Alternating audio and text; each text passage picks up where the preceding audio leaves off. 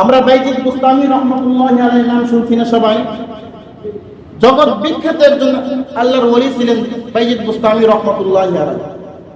আমরা ওনার ঘটনা সবাই হয়তো জানি। কোন ঘটনাটা জানি? যে ছেলে মায়ের জন্য পানির গ্লাস হাতে নিয়ে দাঁড়িয়ে আছে, এটা সবাই জানি না? এই ঘটনাটা সবাই জানি।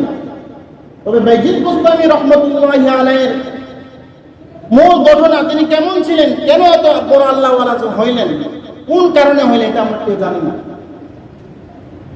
তো আপনাদেরকে বোঝানোর জন্য বলতেছি, হযরত বাইজিদ বুস্তামি রহমাতুল্লাহি আলাইহি যখন ছোট, তার বাবা মারা যায়, এতিম হয়ে যায়। এমন সময় বাইজিদ বুস্তামি রহমাতুল্লাহি আলাইহির মা তাকে অন্যের বাড়িতে কাজ করে খাবারের ব্যবস্থা করতেন। তো এক সময় স্বপ্নে দেখলেন, বাইজিদ বুস্তামি রহমাতুল্লাহি আলাইহির মা স্বপ্নে দেখলেন যে, হে বাইজিদ বুস্তামির মা, তুমি তাড়াতাড়ি তোমার ছেলেকে লেখাপড়া করানোর জন্য দূরে পাঠিয়ে দাও। সংক্ষেপে বলতে সময় নাই, খেয়াল করবেন। বাইজিদ বুস্তামির মা ঘুম থেকে ওঠার পর তার ছেলেকে নিয়ে গেলেন অনেক দূর এক হুজুরের কাছে। নিয়ে যাওয়ার পর হুজুরকে তার ছেলেকে হুজুরের কাছে দিলেন। দেওয়ার পর বললেন, হুজুর, আমার ছেলে বাইজিদ বুস্তামিকে আপনার কাছে রেখে গেলাম, যতক্ষণ পর্যন্ত আপনার মতো আলেম না হবে ততক্ষণ পর্যন্ত আমার বাড়িতে পাঠাবেন না। তো বাইজিদ বুস্তামি রহমাতুল্লাহি আলাইহির মা হুজুরকে ওয়াদা করাইছেন যে এর আগ পর্যন্ত আমার বাড়িতে পাঠাইবেন না আমার ছেলেকে। তো বাইজিদ বুস্তামি রহমাতুল্লাহি আলাইহি ওস্তাদের কাছে পড়তেছেন। তো হঠাৎ করে একদিন বাইজিদ বুস্তামি রহমাতুল্লাহি আলাইহি তার উস্তাদকে বলতেছেন যে, হুজুর, বাচ্চা পোলাপান মায়ের জন্য খারাপ লাগতেছে, কান্না করতেছে, বলছে, হুজুর, আমি বাড়িতে যাবো, আমার মায়ের সাথে দেখা করতে যাবো।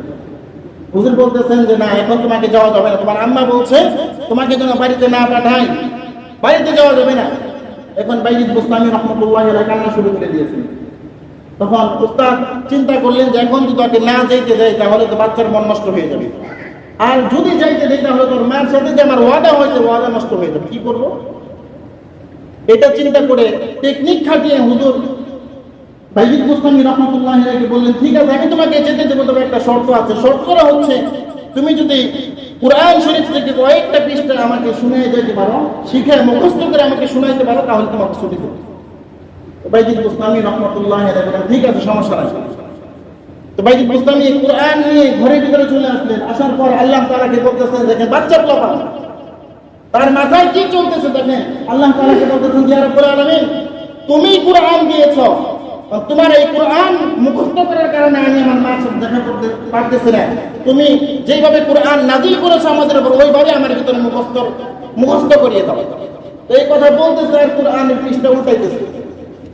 দেখবেন যে বর্তমান জামানায় আমরা যখন এক মোবাইল থেকে আরেক মোবাইলে ব্লুটুথের মাধ্যমে শেয়ারের মাধ্যমে যখন জিনিস নেই, ভিডিও নেই, হুজুর বলেন যে এইরকম ভাবে আল্লাহ তাআলার কাছে যখন দোয়া করছেন তখন পৃষ্ঠা উল্টায় আর একটা পৃষ্ঠা করে তার ভিতরের সিনার মধ্যে যে গেঁথে যাচ্ছে, মুখস্থ হয়ে যাচ্ছে। সুবহানাল্লাহ। এইভাবে বাইজিদ বুস্তামি রহমাতুল্লাহি আলাইহি উস্তাদ যে কয় পৃষ্ঠা মুখস্থ করতে বলেছিল তার চাইতে বেশি মুখস্থ করে তার উস্তাদকে শুনিয়ে দিয়েছেন। তো বাইজিদ বুস্তামি রহমাতুল্লাহি আলাইহি উস্তাদ বলতেছেন যে, কি ব্যাপার, এত তাড়াতাড়ি তুমি কিভাবে মুখস্থ করলা? বলছেন যে, হুজুর, যে এই কিতাব নাযিল করেছেন উনাকে বলেছেন, উনি আমাকে মুখস্থ করানোর ব্যবস্থা করে দিয়েছেন। সুবহানাল্লাহ।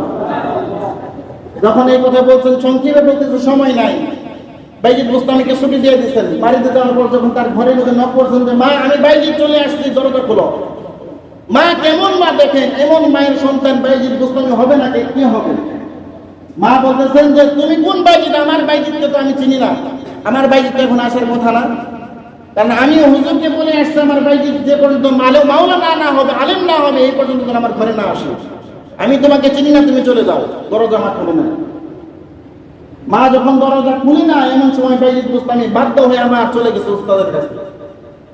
উস্তাদের কাছে চলে যাওয়ার পর বলতেছে, হুজুর, আমাকে আর ছুটি দিয়েন না, যে পর্যন্ত আপনার মধ্যে না হবে তার আগ পর্যন্ত আমাকে ছুটি দিন না। আমার মা আমাকে দেখা করার জন্য ভিতর বাহিরে আসে না, দরজা খুলে নাই। একবার দেখবে যখন তার 18 বছর শেষ হয়ে গেছে, যখন আলেম শেষ করে ফেলেছে, হুজুরের মতো বড় হয়ে গেছে, এমন সময় তিনি একবার ঘরের ভিতরে ঘুমাচ্ছে। এমন সময় রাসূল সাল্লাল্লাহু আলাইহি ওয়াসাল্লাম স্বয়ং ওই উস্তাদের কাছে এসে হাজির হয়ে গেছে। বলেন সুবহানাল্লাহ। উস্তাদের কাছে এসে বলতেছেন যে, এই তাড়াতাড়ি তোমাকে আমি একটি পাগড়ি দিলাম, এই পাগড়িটা তুমি বাইজিদ বুস্তামির মাথায় দিয়ে পরিয়ে দাও। স্বয়ং রাসূল সাল্লাল্লাহু আলাইহি ওয়াসাল্লাম নিজে এসে উস্তাদকে বলতেছেন যে এই পাগড়ি দিলাম, তুমি এই পাগড়ি নিয়ে যাও বাইজিদ বুস্তামির মাথায় পরিয়ে দাও, আর বাইজিদ বুস্তামিকে বলো তোমার দিন শেষ, তুমি তোমার মায়ের কাছে ফিরে যাও। সুবহানাল্লাহ।